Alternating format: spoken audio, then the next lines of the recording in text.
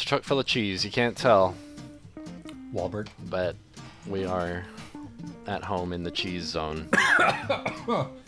Oh Well, God. Yeah, let's just start out. Let's just do it.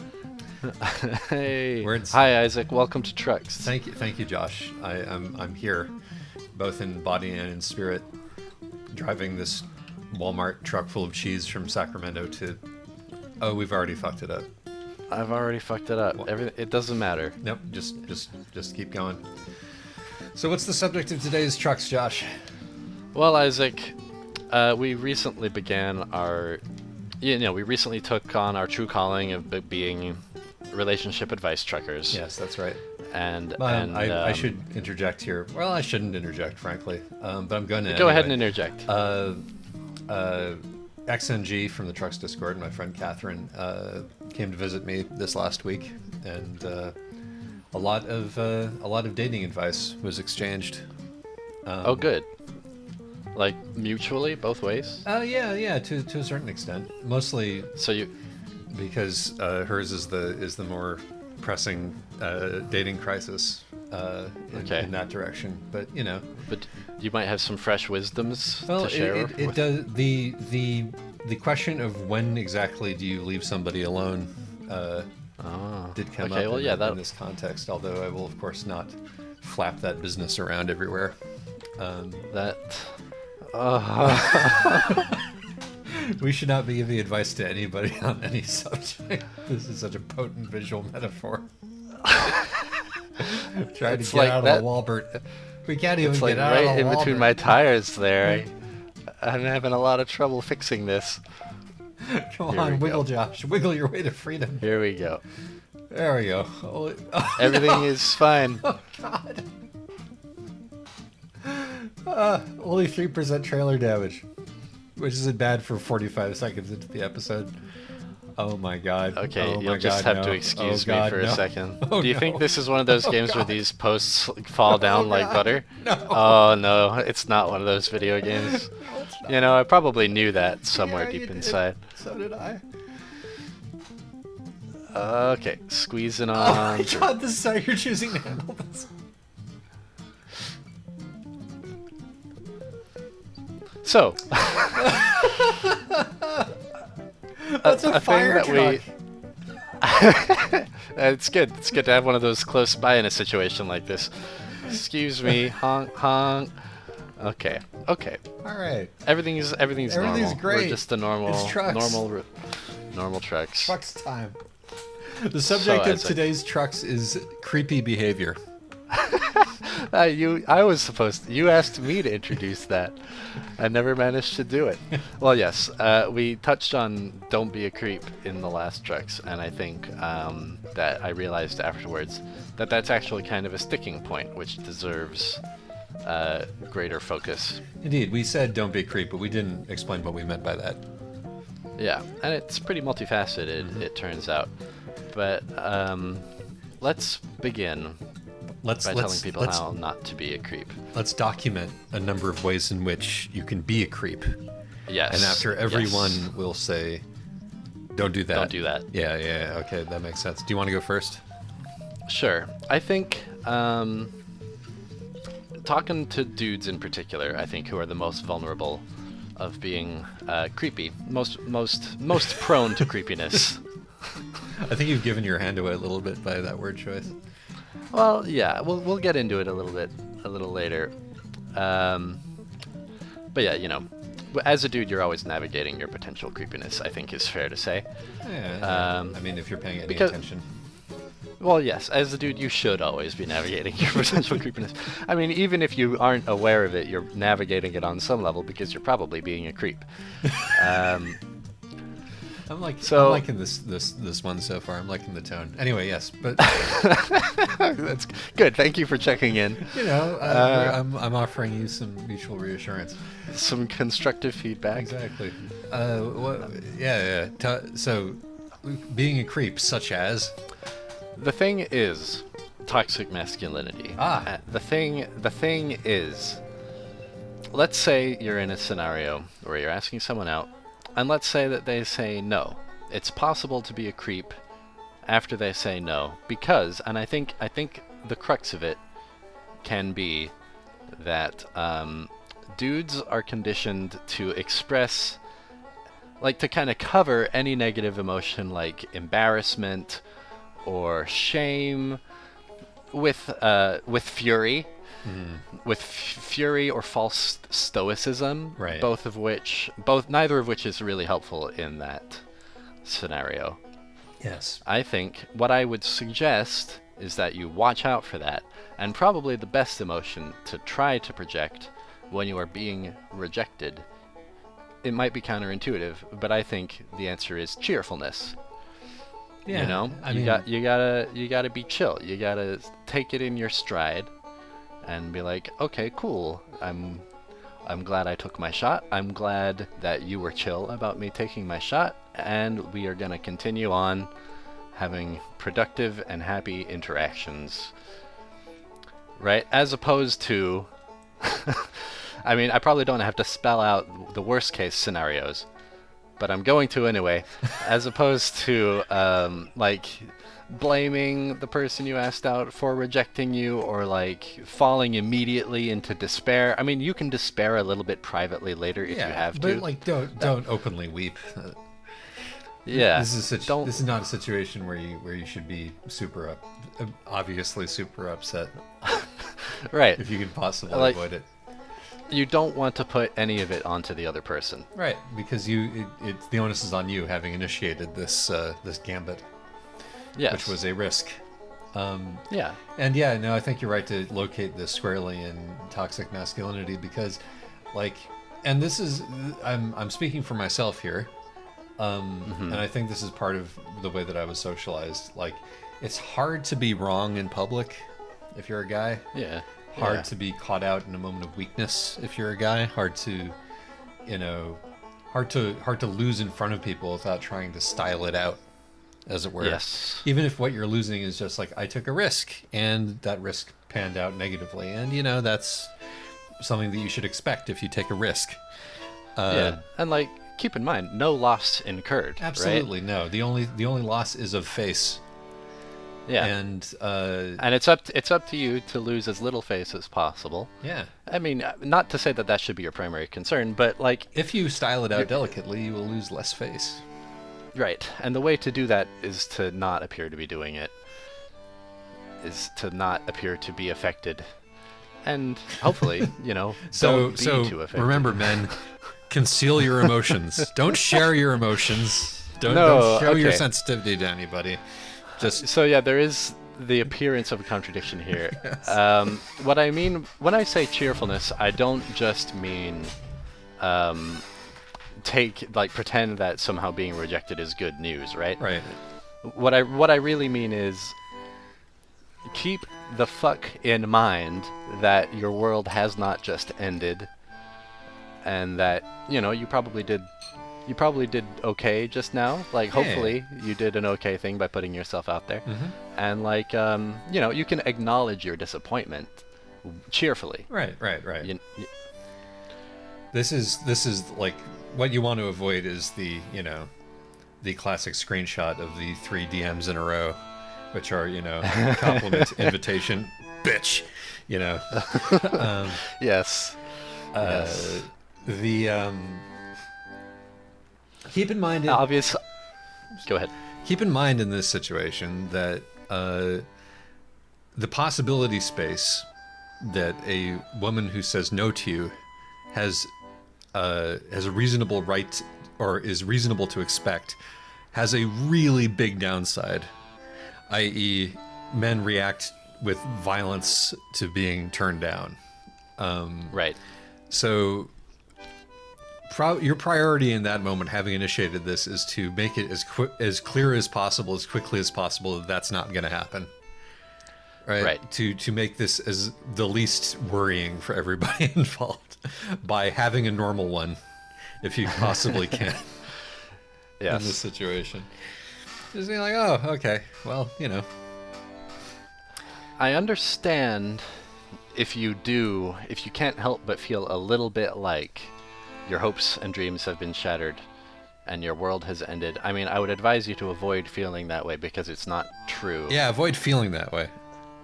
I mean, yeah, you want to have a healthy outlook on this. You don't want to like put all your eggs in one basket. You don't want to stake your happiness on. But Josh, what if you're in a situation where you've been friends with somebody for months and you've been pining and pining away, and finally you get your courage up enough to ask that question, and you're so like, this has been tearing you apart for ages, and you're so invested in it at this point, then don't you have the right to be moderately crushed?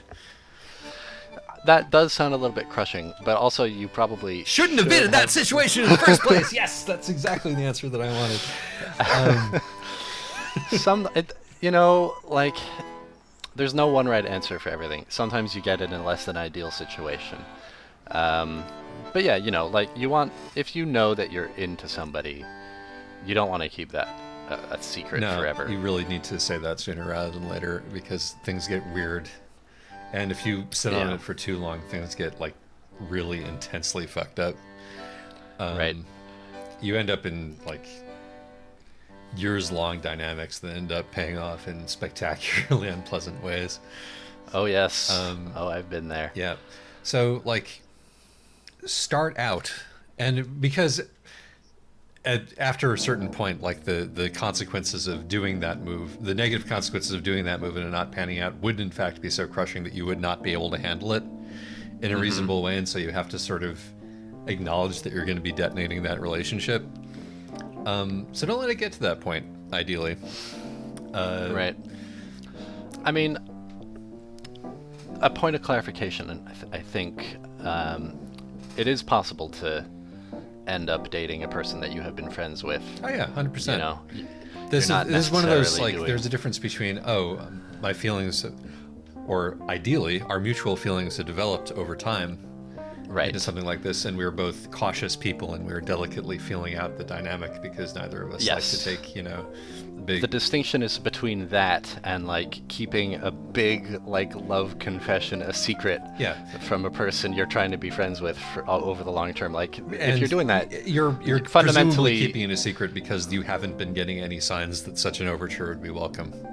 Yes. Right? Yes. Which should answer the question anyway. And so paradoxically, at that point, you actually do need to say the thing, even if you are reasonably certain that it will not be reciprocated, because if you let it fester, it's going to get worse. And if you burst that that pustule, if you'll forgive me for using a horrific metaphor, swiftly, there's a chance that you'll be able to save the friendship. Right. But if you let that thing fester into a gangrenous, mass, then the limb will probably have to come off.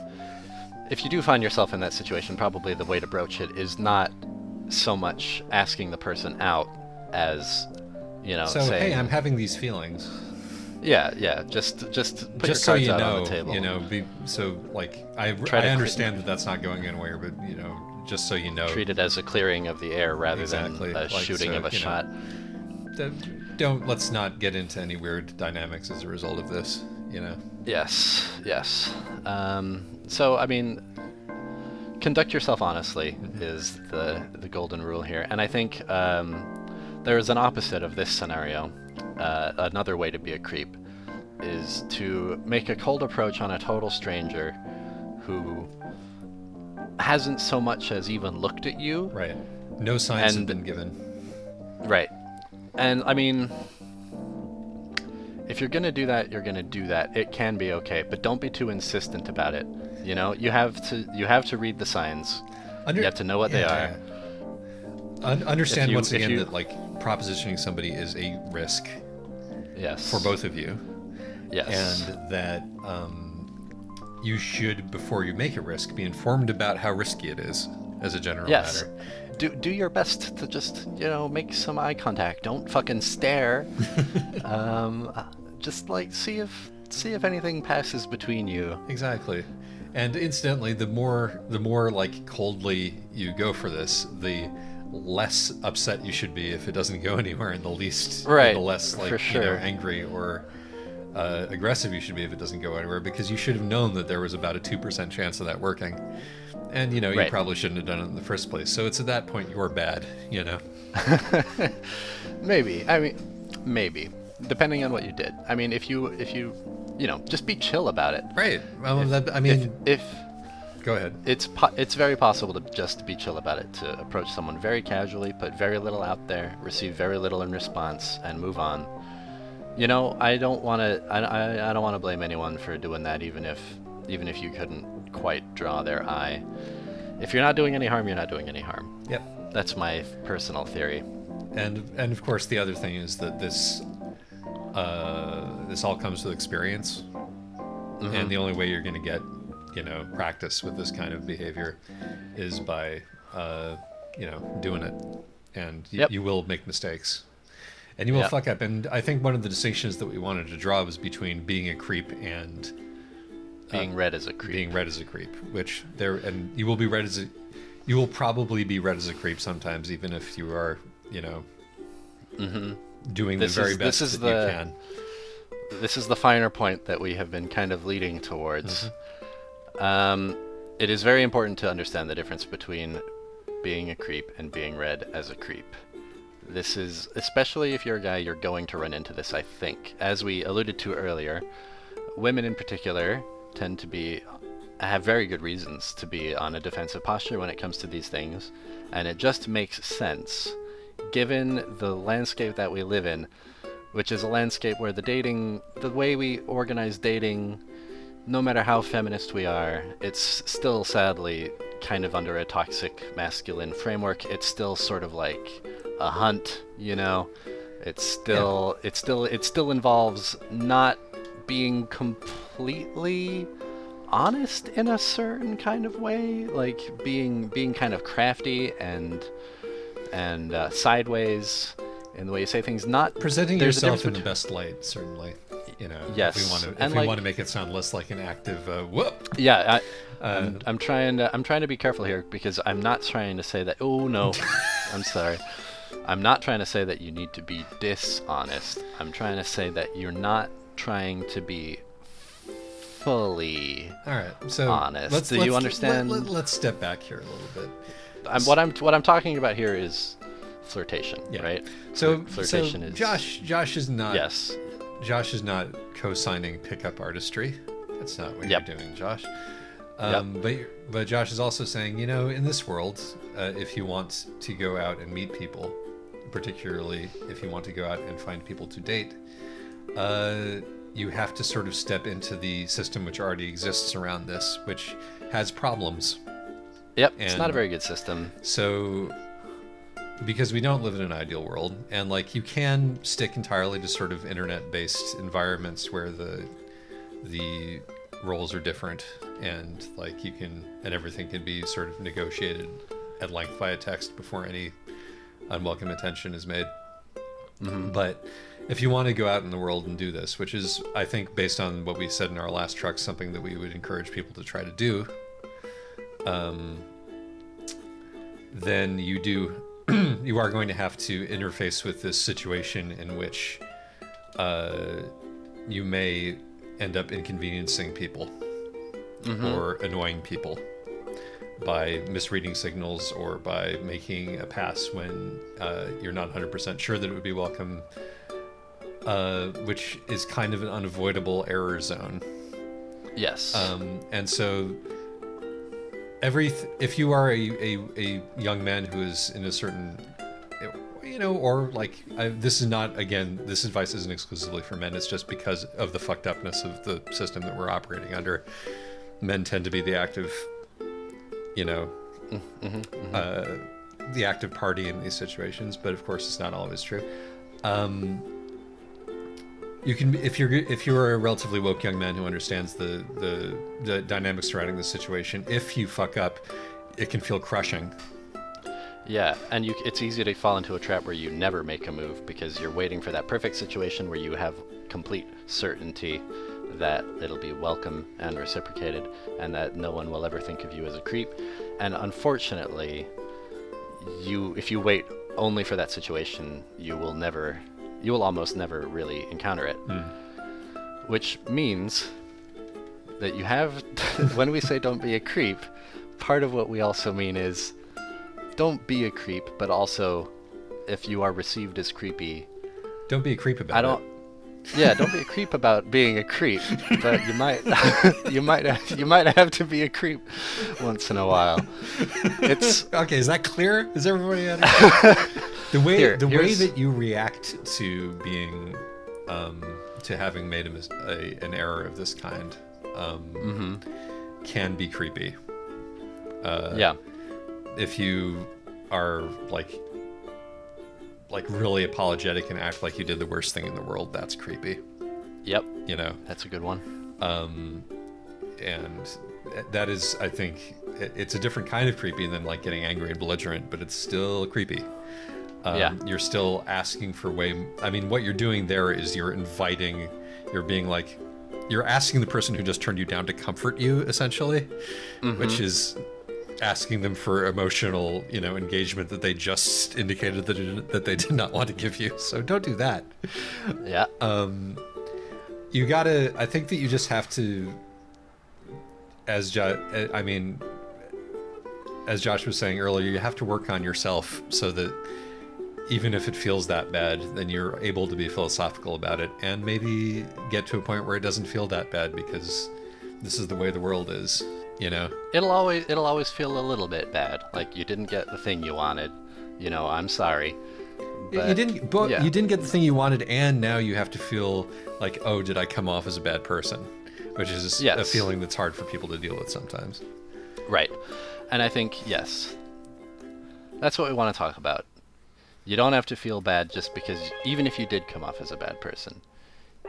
I mean, assuming you only came off as a bad person. Yes, assuming you only came off as a bad person for the usual kind of defensive posture reasons, it's okay. That's honestly okay. How to go into this? Like, I'm stuck. Help me. You seem to be driving along just fine, as far as I can see. I'm stuck in talk mode. I know. It's complicated. Cruel. We're discussing one of those areas where there is, if you behave as if there's a hard and fast rule, you will end up never doing anything. Josh. So as Josh previously pointed out, so you end up in this sort of nebulous space where basically what you have to rely on is A, your own good intentions, your own good instincts, and B, just paying attention to your surroundings, Right. Paying attention to people's nonverbal signals, paying attention to how yourself is reacting, so you understand your emotions and so that they don't like sneak up on you and make you act the fool. Yeah. You have a heightened, like, as we're saying it's okay to go out there and approach people, we're also saying you then have a heightened responsibility in that situation. Right. To be and conscientious about what you're doing. And yes. part of being conscientious about what you're doing is not overreacting if you screw up. Right. And that involves, I think this is what I was probably trying to get at, that involves if you do sense that you have been read as a creep and you know that your intentions were pure, your job at that point is not to convince the other person that you're not actually that actually you're totally safe and everything's fine, and you would never retaliate, for heaven's sake. Like, look, these are things not to say. I feel like you just have to take it in your stride and move on. If you are a dude, if you're particularly a big dude like I am, you have had this experience, which I will now relate. You have been walking down the street in the middle of the night, and you have passed a woman, a smaller woman, or you're walking in the same direction as a smaller woman, and it is very clear that she is evaluating whether you are a threat. Right. And she and probably has determined that you are at least a potential threat because it's dark and there's nobody else around and you're way bigger. And in that moment, what you do not do is be like, no, I'm fine. I'm not a threat. Honest. You find a nonverbal way. Sometimes you maybe pick up your pace and walk in front of her instead of behind her. Right, exactly. Or you might even cross the street. If she looks like she's really freaked out, or you might pause. It might, like, you might resent having to do something like that, but we're here to tell you, It's the price don't of resent it. It's the price of the privileges that we have as men in this world. You know, or as masculine presenting people who get that privilege whether we want it or not. And that sucks, but it is what it is. And in an analogous situation where you are actually approaching somebody, then if you are perceived as a threat, then just quickly apologize. Just be like, "Oh, sorry," get out of there. Yeah, just like make the. Or if get out of there isn't the thing, just move on. Yeah, make the interaction as short as it possibly can be. If it's going south. Yeah. And just live with it. Be reflective. If you are asked questions, hopefully being reflective will prepare you to answer them honestly and truthfully.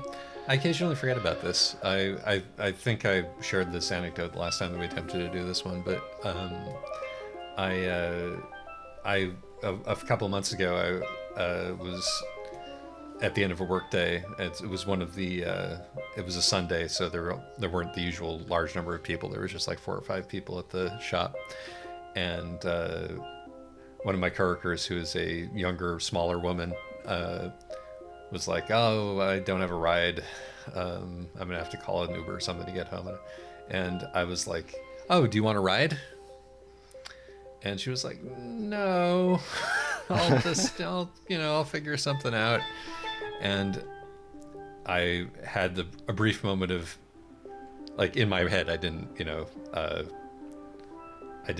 express this. I was like, "Well, yeah," but then I was like, "Oh, of course, I should not have offered. In fact, if I had been thinking, I wouldn't have offered, because like I know I'm safe, but she doesn't know me. Right. Getting into a car with a large male stranger or close to stranger is not a thing that you should do. And the fact that I thought that she might do that reflects poorly upon me. So that was my bad. But also I didn't dwell on it and didn't make a big deal out of it. Yeah. And it was like, "Oh, sorry." It's like, that's it. That's ideally what you should do, because you will make mistakes. Right. And that's a case where asking the question in the first place might have been a bad call. And to be clear, it isn't necessarily always. Sometimes, I don't know, it's ambiguous. It's always ambiguous. We can't give rules, because this is maybe the least competent trucking that we've done in many months of. I was not prepared to drive the truck. But it's also a high degree of difficulty as a subject, I think. So that is borne out in the truck problem. We can't give hard and fast rules here, because it's so situational. It all depends on the vibe and the relative what is happening. Okay. I'm looking for gas. Is there gas here? In Barstow? There's got to be the other gas side in of town. Barstow. It's on the other side of town. You can do it. But it all depends on the vibe. It all depends on, who else is around, like how drunk people are, like. Yeah. It's really just, you got to just remind yourself to be mindful and to consider the ramifications. But don't let that paralyze you into non-action, which I think we've said like 3 times already. But it does bear repeating, because we see this, like, people will. There was a discussion in the Trucks Discord. Did I drive past the? No, it looks like okay. You're gonna have to go all the way around. You're gonna have to follow the path, cross over the highway, turn left, go all the way back, get the gas, go around the circle again, and then get on the highway again.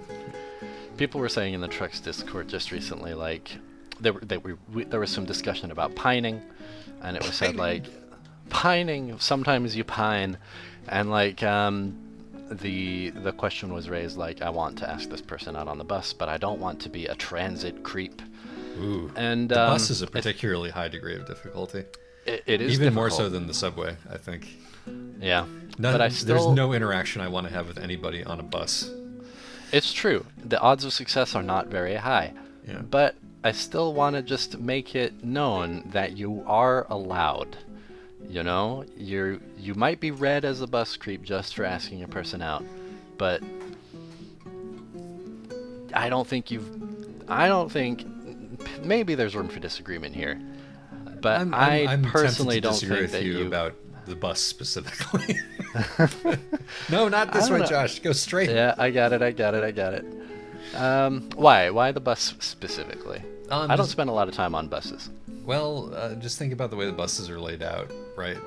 You're Mm-hmm. either sitting, like, if you're sitting next to the person, then you are going to be in a very awkward situation because there's two seats and you're next to each other, and then if it goes wrong, do you get up and move Yeah, get up and go stand somewhere else on the bus. and That's easy. just create this sort of pall? I don't know.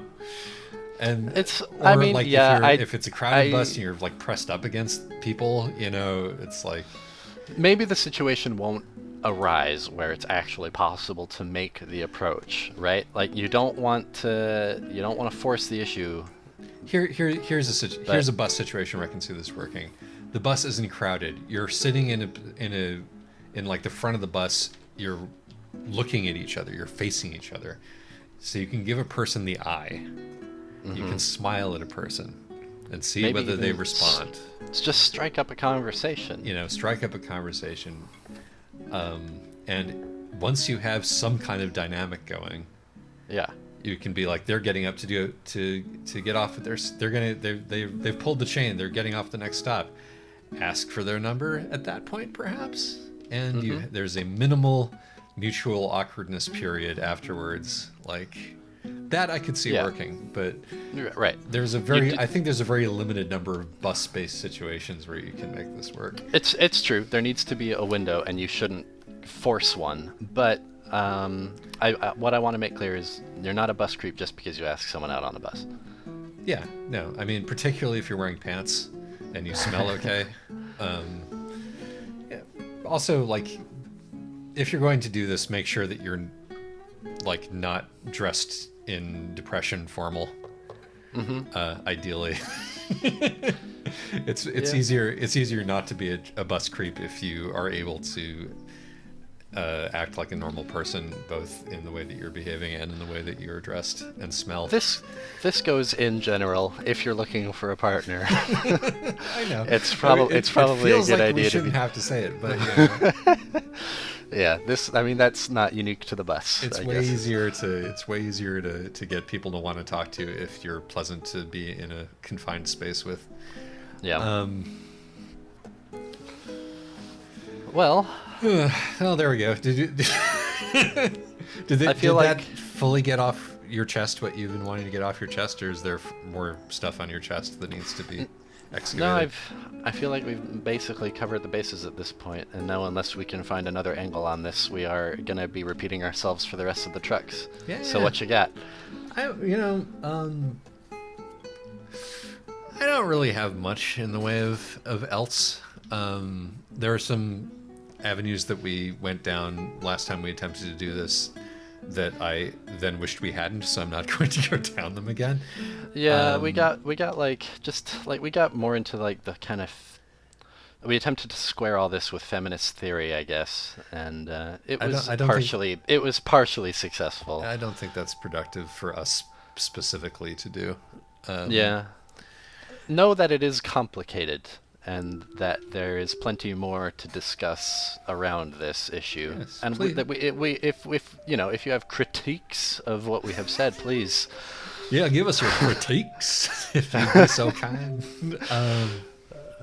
No. This is meant to be starting discussions with. And Yeah. Josh's contention. I would say that Josh is more on the try it side than I am, just as a general matter, both in life and in theory. Yeah. But I can see where he's coming from. I say this because I, for a long time, was in the trap of like being afraid that coming off as creepy was the same thing as being creepy, and Right. like this was no good for me or for anyone. Yeah, it's like hopefully right now we're talking to people who have been held back by reticence and being afraid of being monsters, basically. Right. Which If is in it's fact a group. you- It's a group of people, and I've known plenty of folks like that. Yeah. If in fact you are a monster looking for an excuse, I would rather that you weren't watching trucks.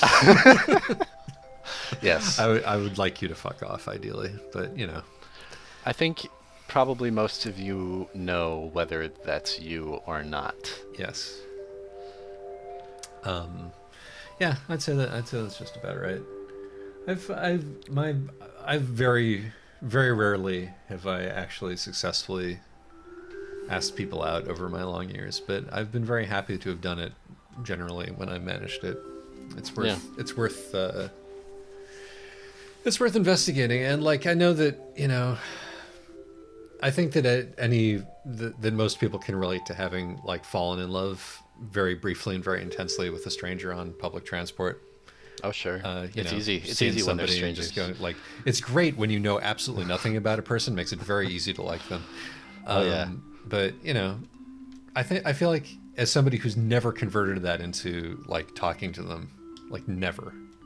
Right. I feel like worth doing at least once, right? Yeah. I mean, yeah. It I gets mean, even if it's a disaster. if you're getting yourself really emotionally worked up over a stranger. I mean, that's to be avoided if you can help it. Sometimes it'll happen, but When that's I not. say falling in love, I'm clearly being facetious. I mean, I get it, but suddenly, immediately finding somebody very attractive and interesting. It does, but what I'm saying is like it totally does happen. You do sometimes get the love feeling for a stranger, and it's like totally in your own head, most likely. 100%. And I guess what I'm trying to say is that's nice that happens. I think you can enjoy it on some level. It's probably not the best. Oh, I want to take this turn. It's probably not the best foot to start out on when it comes to asking somebody out. So you probably, if you are interested in being a person who dates other people, you probably want to try to check yourself on that instinct more often than not, to invest deeply with absolutely no reason to do so. You very neatly missed the truck parking lot here, Josh. I did. I'm about to Oh my very God, neatly no. get back in there. Please tell me that my wheels are still touching the ground. What a disaster this has been. Holy shit. Still feeling good about the trucks itself, though. I think we got No. a good episode in the works here. The truck, the quality of the trucking and the quality of the trucks are diverging. As you were attempting that, I was like, Josh, I don't think those are pretend obstacles that you're dealing with right there. I think that you're trying I just need enough speed to get over the curb. That's all. Enough energy built up. Oh boy. Well, You guys want to hear a story about a time I accidentally creeped someone out? I mean, sure. Let's lead by example here. Oh my God, those have physics? Isn't that lucky? That's so bizarre. Oh no. Come on, Okay, you can we're do still it. good. You can do it. Here's the time I was a creep. Oh, perfect. We're in the right place. That's so stupid. Sleeping until almost 1 p.m. That's the life. I'm sure of a nobody truck. was trying to get through there. Yeah, all right. Tell me about the time that you were a creep. This Or were was clocked as a creep. this was many years ago. I think I might have slightly misbehaved this time. Well, I don't know. You be the judge. Okay. This was some years ago. I think I must have been in my early 20s.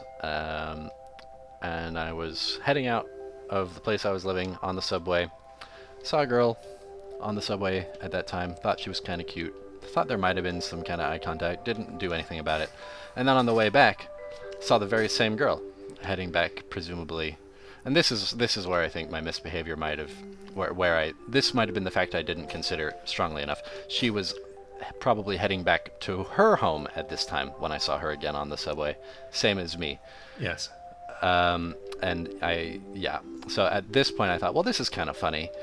Like this is fun, this is an interesting encounter, so I think I'll bring it up. I think I'll make a thing out of it.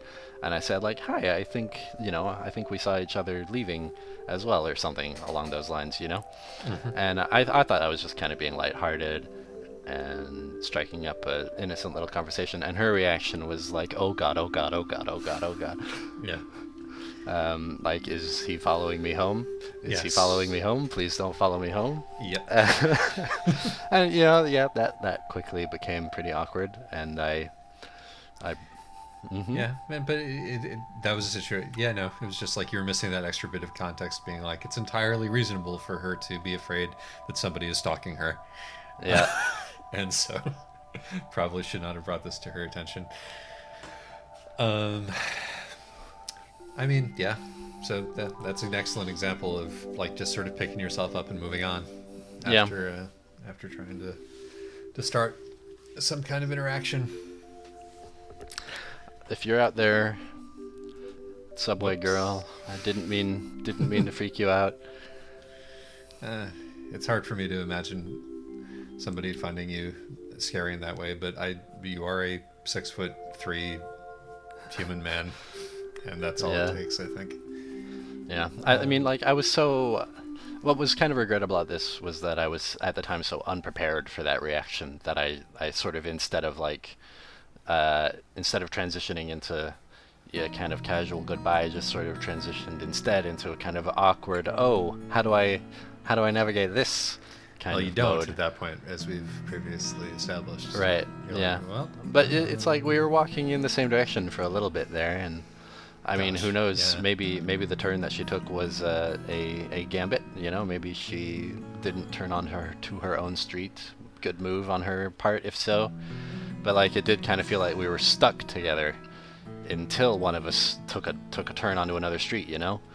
Yeah, that's the point where I might have decided to become very interesting in some building or other, or Yeah. Oh, actually, pat I'm my coat gonna and like forget. Oh, I think did I leave my thing? I'm gonna go to the deli in the other Yeah, direction. Something like exactly. that. Yeah. But just being a good citizen and all that. Yeah. Well, I'll tell you what. Mm-hmm. I think we've conscientiously and exhaustively covered this topic. Yeah. You got any wrestling news? Fuck yeah! No, it's been an extraordinary week for wrestling. Oh yeah. What's been up? AEW's TV premiere was this week, up against WWE's developmental brand NXT, which now is on TV instead of just on the network, and they're head-to-head on Wednesdays now. And also, this is the week that SmackDown moved to Fox on Friday, and Kofi. You might remember a while back, Kofi Kingston won the championship in this feel-good, finally, this black guy who's put in all of his dues, is becoming champion, and like he's the first like black heavyweight champion of the modern era, if you don't count The Rock, who kind of transcends race in an OJ sort of a way, and and all that stuff, and it was a big good PR moment for WWE, and he, on the night that WWE put SmackDown on Fox in front of this entirely new audience, got their biggest rating in ages, he lost his title back to Brock Lesnar in 15 seconds. Wow. And now it's Brock Lesnar again, and he's about to fight Cain Velasquez, who is another MMA guy that they've brought in. So it's going to be all the former MMA guys on the top all the time in WWE from now on. I guess that might be cool. Yeah, it's People with some real. I mean, the MMA guys tend to have real moves, right? Cain Velasquez is like another one of those folks, like Ronda Rousey, who's like way better at this than they should be, given the amount of time they've been training. He's all reports are that he's a natural. And also they've brought in Tyson Fury, the boxer, to fight Braun Strowman. Whoa. So yeah, the Fox experience is going to be all real sports, and that means that Brock Lesnar, who's 3 times as big as Kofi Kingston, squashes Kofi Kingston. Do you not feel like being an MMA fighter prepares you in a certain way to learn some wrestling moves? Oh yeah, 100%. In the same way that being a legit / amateur quote unquote wrestler prepares you to be a professional wrestler. Yeah. Yeah. What about being a yoga master or a ballerina? I think being a dancer would probably be helpful. A taekwondo master. Yeah, I mean, any kind of athlete, honestly. Football players often make the jump.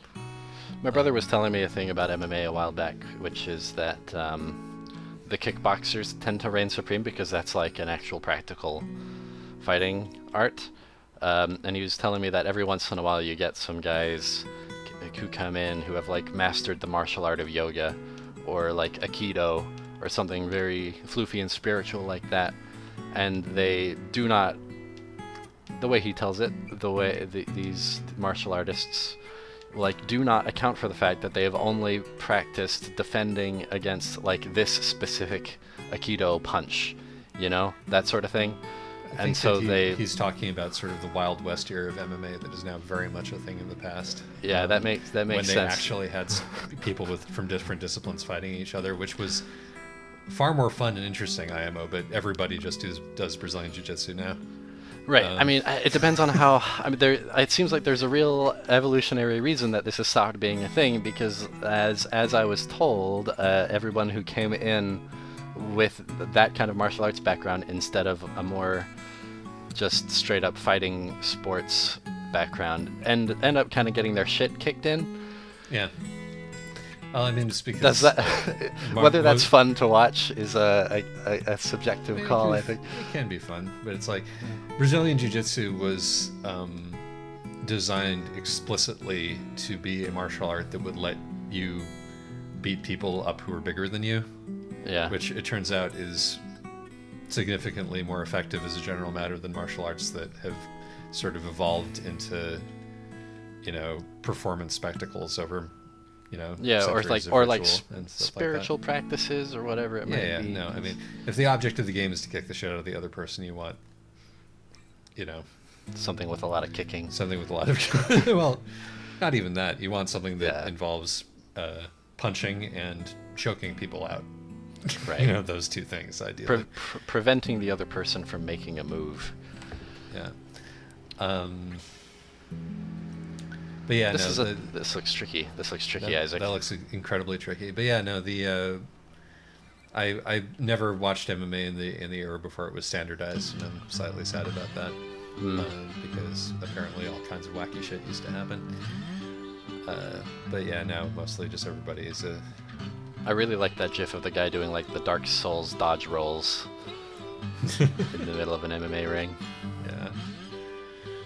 I mean, it's like I like the idea that, you know, you should be able to bring in any kind of anime fighting style and, you know, test it.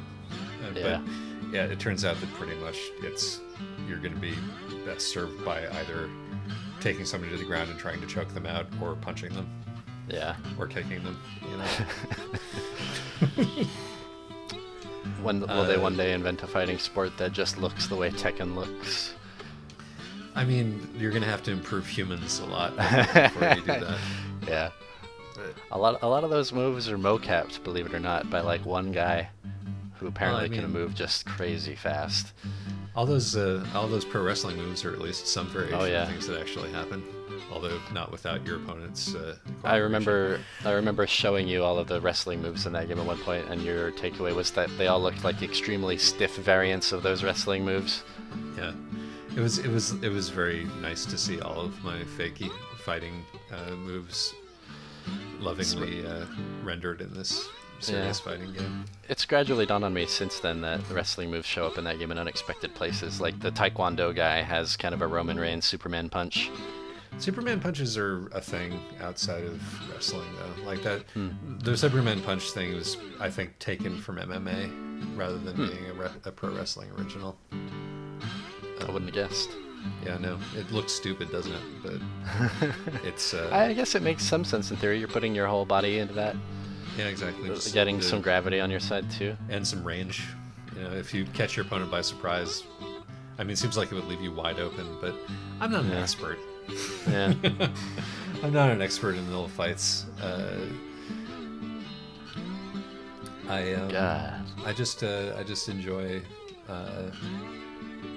I just enjoy fake fighting. The only actual interesting good thing that's happening right now is that Jushin Liger and Minoru Suzuki are feuding, and they've both been in New Japan, and Jushin Liger's about to retire, and Suzuki's probably also going to retire soon, and they've both been in the business for 30 years.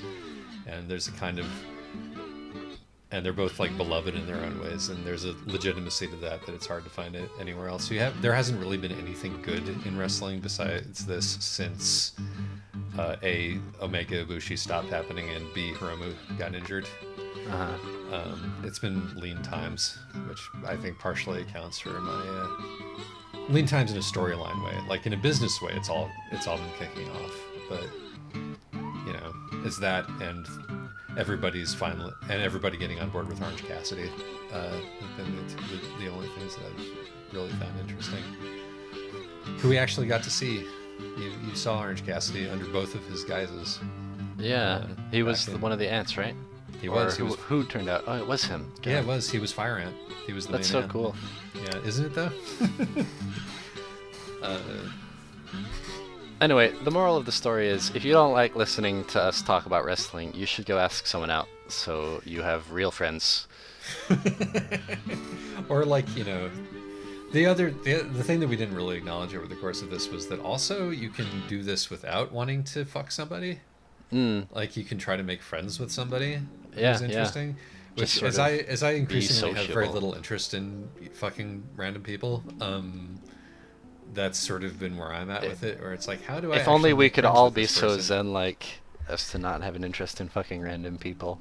I mean, my life has been improved from a significant amount by this advent, but really, I think getting can older imagine. is what does it. Getting older and being like, is this actually worth the fucking effort? And a lot of times it isn't. But I think that when you're younger, it is probably more worth the effort, if I had to guess. You're getting somewhere with this, but I don't think you're actually going to be able to pull this off. Well, now that you've said that, I can't give up. Oh wow! All right. Yeah. Look at that. It's like, I just need to... This tree. And the fence and... I don't mind if I bully that other truck. Yeah, you push it out of the way. That'll make things much easier. I don't think it's gonna move. Trailer damage 7%. We're getting there. Oh wow! Did you manage it? No, Are you not in the- yet. You're in the pocket? No, not in the pocket. I'm getting closer though. Mm-hmm. Oh, by the way, oh Jesus, that's not a trucks topic. I'll talk to you about that later. I'm so casual. I don't know. This has been very casual trucks. I like it. I think it's, as you said, it's a good vibe. Yeah, I mean we're trying our best here to hit that correct line between, you know, being serious, The wall about and a the serious trailer. subject, and yeah, right. You'll find us between the wall and the trailer, squinched up. Did you see that picture I took of? When I was out on my route yesterday, in fact, there was a random box sitting, not even on their porch, just on their front walk, like going up to their porch, a little box. And I get up to the little cardboard box that's sitting there, and there was just a cat in the box asleep. Oh my like, god. Curled up into a rectangle and snoozing away. Adorbs. I don't think I did see that. Is that in Horse? It's in Horse. It was a blessed moment. I've had a lot of blessed moments this last week. This route is a really good route for animals. There's a couple of really friendly dogs. There's a Chinese grandma who showed me her lovebird, who was extremely tame, and came out to sit on my finger outside. Did it. Just I did it, Isaac.